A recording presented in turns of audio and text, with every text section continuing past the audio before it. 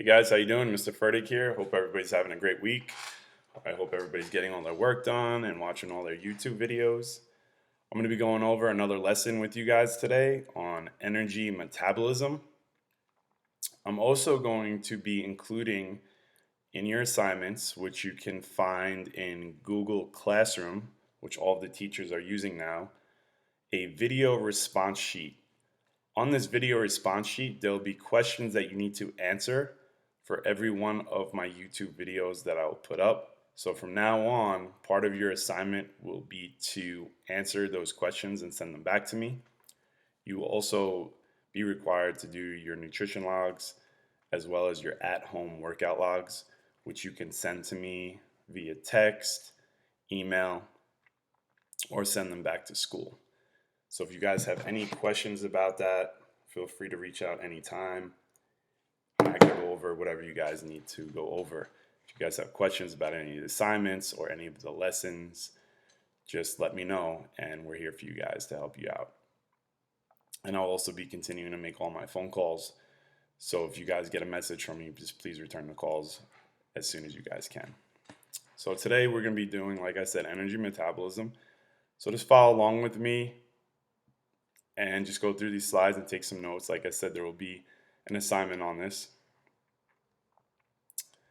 So we went over the macronutrients, we went over calories, we went over proteins, fats, and carbs. We went over some digestion.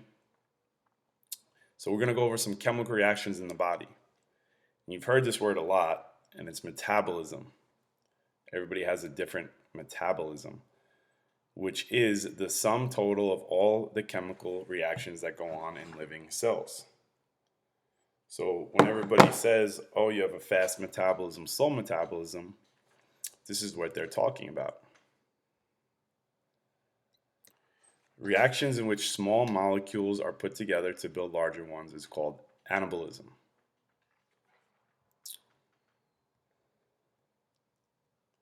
Breaking down nutrients for energy. Breaking glycogen down into glucose is an example of catabolism.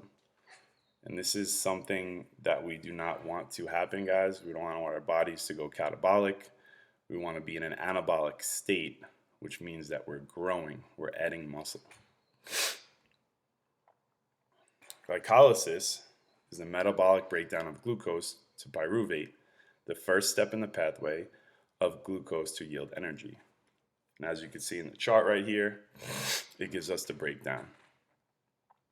Okay, a lot of this stuff, guys, is a little bit more advanced science. So I don't expect you to know all of this, but I do expect you to know the definitions that are right here. So please write those down. And those will be questions on your assignment. If pyruvate is converted to lactate for quick needs of the body without using oxygen, the process is called anaerobic. And that's something that we've discussed in class, which is aerobic and anaerobic. Aerobic is with oxygen and anaerobic is without oxygen. If a cell needs energy and oxygen is available, pyruvate enters the mitochondria of the cell and the process is aerobic, which I just discussed. So aerobic activity is something that you need a lot of oxygen for, like running, cycling, swimming are examples of aerobic activity. Weightlifting and sprinting would be examples of anaerobic activity.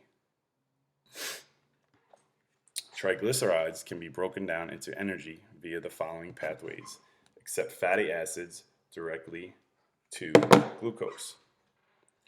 So guys, once it's highlighted or bold, please write that definition down in your notes. The TCA cycle is more commonly known as the Krebs cycle. Okay, a little bit more advanced science stuff for you guys, but you should definitely know about the Krebs cycle. Without glucose from food, the body will break down its own lean tissue, protein, to get the amino acids needed to make glucose. To protect this protein tissue, the body needs primarily dietary carbohydrate. So the main thing that we do not want to have happen is the breaking down of lean body mass, which is our muscle, for our bodies to make glucose. So that's why it is very important to keep your carbohydrates at a certain level every day. Now you have to find the fine balance of carbohydrates where you don't go too high, where you don't go too low. And that's where you make adjustments weekly to your carbs. But that's why the ketosis plan typically will cause you to lose some lean body mass, which is the last thing that we want. Carbohydrate, fat, and protein take different paths to acetyl CoA, but once there, the final pathways, the TCA cycle and electron transport chain, are shared.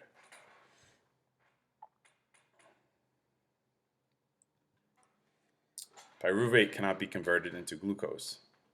The breakdown of glucose to pyruvate through acetyl CoA is irreversible. Okay, guys, just take a look at your charts here. Okay, just get the definitions down in your notes. Amino acids can be converted to pyruvate to be used as energy.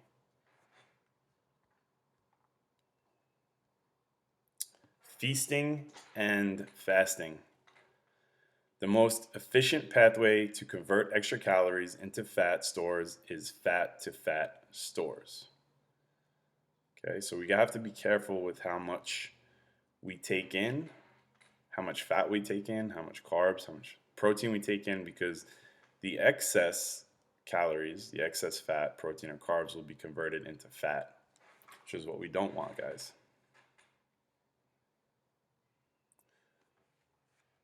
So gluconeogenesis is the making of glucose from a non-carbohydrate source, such as amino acids or glycerol.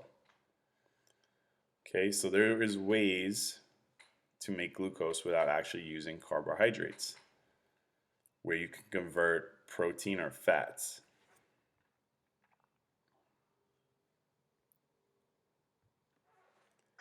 Excess protein is not automatically stored as amino acids in the body. Excess protein is converted to glucose for immediate energy needs or to body fat. This is why it's very important, guys, to take in a certain amount of protein, but also you don't want to take in too much because it could lead to excess fat that we could add onto our bodies. So we do want to stay within that 1 gram per pound range. When fasting, the body uses glucose from the liver as an immediate source of energy. When the body runs out of liver glycogen, it catabolizes glycerol from triglycerides and amino acids to be used to make glucose. So fasting does have its pros and cons, guys. So if it's something that you've tried and it's worked for you, that's great. But it's also something you should definitely run by me and let me know if it's something you would like to try. It's something that we could discuss and I can give you the pros and cons. In extreme fasting, the body adapts by slowing the metabolism and combining fragments of acetyl CoA to create ketone bodies. So if you're going to start creating ketone bodies, that means you guys are going into ketosis. And I've discussed ketosis is when you drop your carbs, typically around 50 grams, 40 grams, 30 grams, sometimes even lower, to actually go into ketosis.